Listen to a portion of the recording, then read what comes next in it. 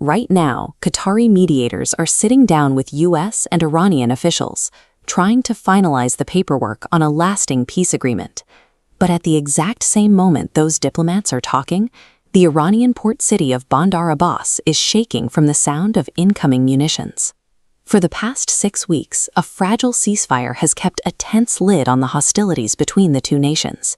Yet, despite the pause in formal fighting, the United States military is actively dropping explosives on the very country its State Department is trying to sign a treaty with. These strikes function as a high-stakes negotiating tactic, a violent physical attempt to force a signature on a piece of paper. This map highlights the conflict's geographic center, the Strait of Hormuz. This narrow shipping choke point handles a massive portion of global maritime trade. It's also where U.S. Central Command recently launched strikes to dismantle active missile launch sites. The American military also focused its fire directly on the water, targeting Iranian naval vessels maneuvering around commercial shipping lanes. The regime in Tehran has been trying to force global shipping companies to pay to pass through the strait, setting up an entirely illegal tolling system.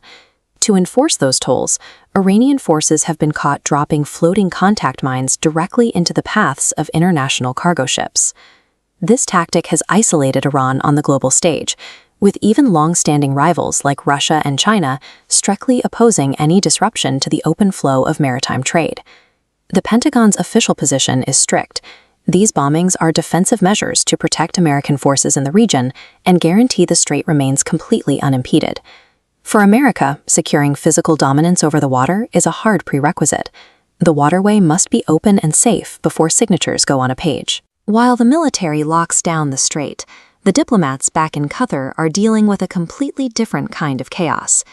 Secretary of State Marco Rubio has publicly projected a deep sense of optimism, telling the press an agreement with Iran could be finalized within days.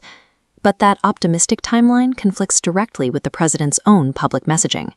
Over the weekend, he announced the two sides were close to an agreement, only to turn around and suggest his negotiators take their time. The administration's official target has rapidly slipped from securing a deal within the day to a matter of days, as diplomats struggle to finesse the complex language of the agreement. Reports from the ground suggest the U.S. delegation is the party most eager for a finalized agreement, struggling to balance the president's public demands with the slow reality of the technical negotiations. The White House's mixed messages serve as a public smokescreen, covering up an urgent requirement to put a major international victory on the board. Why is there such an intense rush to close a diplomatic deal while munitions are still detonating across the coastline? This timeline tracks the 6-week ceasefire and the recent military strikes, but it hits a hard wall 5 months from now, Election Day. The administration is facing a tight race where the Republican Party's legislative majority is currently in serious peril. The president's visible impatience with the pacing of the talks is directly tied to this ticking clock. A finalized signed peace deal offers a major, tangible domestic victory just when the campaign needs it most. The naval strikes in Hormuz draw a rigid physical boundary, while the diplomats in Qatar race to convert that leverage into a finalized deal.